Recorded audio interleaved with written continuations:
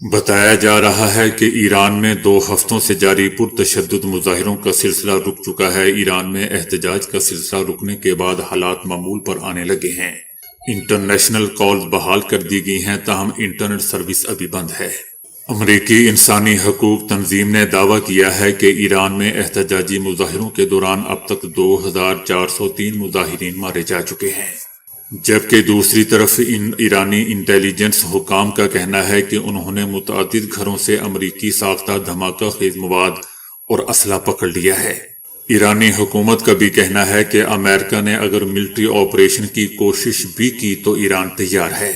ایرانی حکومت کا یہ بھی کہنا ہے کہ ایران نے ملک میں مہنگائی کے خلاف جائز احتجاج کو باضابطہ طور پر تسلیم کیا۔ مظاہرین سے ریلیف کی بات چیت جاری تھی کہ صدر ٹرمپ کو مداخلت کا موقع فراہم کرنے کے لیے سازش کے تحت مظاہروں کو پرتشدد کر دیا گیا تاکہ ایران کے خلاف بیرونی فوجی طاقت کا ممکنہ جواز تلاش کیا جا سکے۔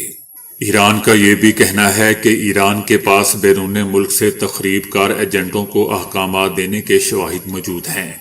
نہیں سمجھتے صدر ٹرمپ نے مظاہرین کو پھانسی دینے کی صورت میں ایران کو سخت کارروائی سے خبردار کر دیا ہے۔ امریکی میڈیا کو انٹرویو کے دوران ان کا کہنا تھا کہ انہیں پھانسیوں کے بارے میں کوئی رپورٹ موصول نہیں ہوئی ہے، لیکن انہوں نے ساتھ ہی خبردار کیا کہ اگر ایران میں گرفتار مظاہرین کو پھانسی دی جاتی ہے تو امریکہ بہت سخت کارروائی کرے گا۔ صدر ٹرمپ کا کہنا تھا کہ ہم نہیں چاہتے کہ ایران میں جو کچھ ہو رہا ہے وہ ایسا ہی جاری رہے، لیکن جب ہزاروں لوگوں کو مار دیا جائے اور پھانسی کی بات ہو تو پھر ان سب کا نتیجہ ایران کے لیے بالکل اچھا نہیں ہوگا۔ یاد رہے دوستو کہ اس سے پہلے صدر ٹرمپ نے ایران میں حکومت کے خلاف پرتشدد مظاہرے کرنے والوں کو بغاوت پر اکساتے ہوئے کہا تھا کہ ایرانی اداروں کا کنٹرول سنبھال لیں، امریکی مدد جلد پہنچنے والی ہے۔ صدر ٹرمپ نے اپنے شہریوں اور اتحادیوں کو ایران سے نکلنے کی بھی بات کی تھی۔ صدر ٹرمپ کی تازہ دھمکی پر دوستو ایران کی حکومت کا بھی بیان سامنے آیا ہے۔ ایرانی حکومت نے میڈیا پر جاری پیغام میں امریکی صدر ٹرمپ اور اسرائیلی وزیر اعظم نیتن یاہو کو ایرانی عوام کا قاتل قرار دے دیا۔ ایرانی حکومت کا کہنا ہے کہ عوام بدلہ لینے کے لیے جن قاتلوں کو یاد رکھیں گے وہ ٹرمپ اور نیتن یاہو ہے۔ یاد رہے دوستو کہ اس سے پہلے صدر ٹرمپ نے بھی ایرانی عوام سے کہا تھا کہ مظاہرین کے قاتلوں کا نام اور چہرہ یاد رکھیں، ان سے جواب لیا جائے گا۔ انٹرنیشنل میڈیا کا کہنا ہے کہ ایران اور امریکہ کے درمیان کشیدگی میں شدت آتی جا رہی ہے، جہاں ایک دوسرے پر تابڑ توڑ لفظی حملے کیے جا رہے ہیں۔ ایرانی حکومت کا کہنا ہے کہ ایرانی عوام کو مارنے والے خود امریکہ اور اسرائیلی قیادت ہے۔ حکومت کا اپنے جواب میں مزید کہنا تھا کہ ایرانی عوام کے مارنے والوں کے نام یہ ہیں: صدر ٹرمپ اور وزیر اعظم نیتن یاہو۔ ایران کا دوستو یہ بھی کہنا ہے کہ انسانی حقوق کا نعرہ لگانے والے ممالک خود سب سے بڑی انسانی خلاف ورزیوں میں ملوث ہیں۔ امریکہ اور اسرائیل برسوں سے ایران پر پابندیاں، دباؤ اور عدم و استحکام مسلط کر کے عام شہریوں کو نقصان پہنچا رہے ہیں۔ گو کہ امریکی صدر نے نہیں بتایا کہ کس کی اور کون سی مدد راستے میں ہے، لیکن اس بیان کو پرانے بیان سے جوڑا جا رہا ہے جس میں انہوں نے ایران پر بڑے فوجی حملے کرنے کی دھمکی دی۔ برطانوی اور انٹرنیشنل میڈیا کا کہنا ہے کہ ایران میں کرنسی کی قدر میں گراوٹ، مہنگائی اور مظاہروں کے باوجود حکومت گرنے کے کوئی آثار نہیں ہیں۔ ایران میں پچھلے ہفتے جلاؤ، گھیراؤ اور لوٹ مار کے واقعات میں ملوث فسادیوں اور نقصانات کی ایران نے نئی ویڈیو جاری کی ہے۔ برطانوی میڈیا کا کہنا ہے کہ ایران میں انٹرنیٹ بندش کے سبب یہ ویڈیو پہلے سامنے نہیں آ سکی تھی، جبکہ ایران نے امریکہ اور اسرائیل کو فسادات میں ملوث قرار دیا ہے۔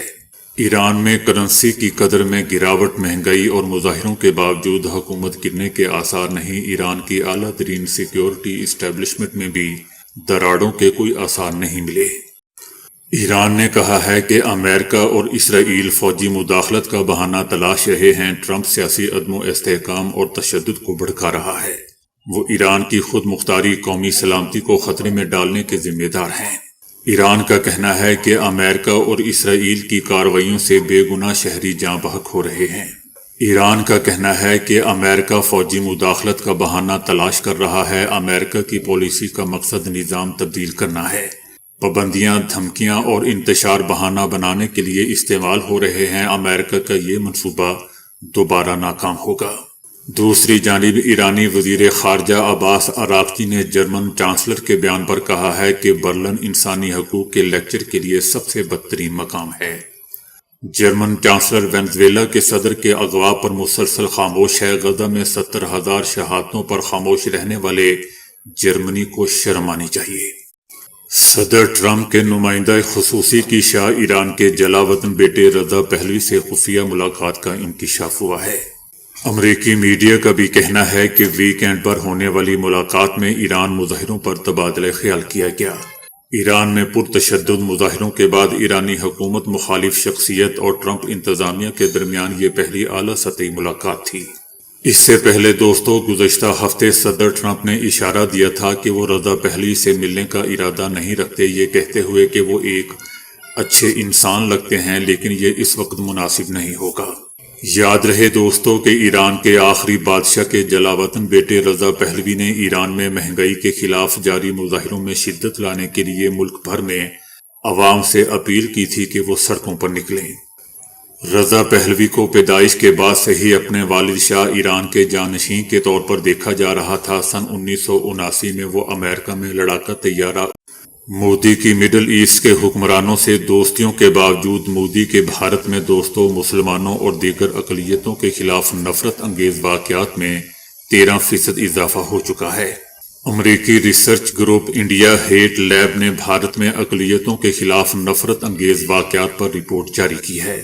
رپورٹ میں بتایا گیا ہے کہ سال 2025 میں مسلمانوں اور دیگر اقلیتوں کے خلاف 1318 نفرت انگیز واقعات رپورٹ ہوئے تھے، جو 2024 کے 1165 اور 2023 میں رپورٹ ہونے واقعات سے کہیں زیادہ ہیں۔ دوستو، وزیر اعظم نریندر مودی افغانستان جیسے ممالک سے تو دوستیاں بڑھا رہا ہے، لیکن اپنے ملک میں موجود مسلمانوں سے نفرت اس حد تک بڑھ چکی ہے کہ 13% اضافہ ہو چکا ہے۔ بتایا جاتا ہے کہ زیادہ تر واقعات مودی کی جماعت بی جے پی کی حکومت والی ریاستوں میں ہوئے ہیں، جبکہ پاک بھارت کشیدگی کے دوران 22 اپریل سے 7 مئی تک سب سے زیادہ 100 واقعات درج کیے گئے۔ رپورٹ میں انٹرنیشنل انسانی حقوق کی تنظیموں کے بیانات کا بھی حوالہ دیا گیا ہے، جنہوں نے مودی کی حکمرانی میں اقلیتوں کے خلاف بدسلوکی اور نفرت انگیز واقعات میں اضافہ ہونے کی نشاندہی کی ہے۔ انسانی حقوق کی بین الاقوامی تنظیمیں بھی مودی کی حکمرانی میں اقلیتوں کے خلاف بدسلوکی کے واقعات میں اضافہ ہونے کا کہہ چکی ہیں۔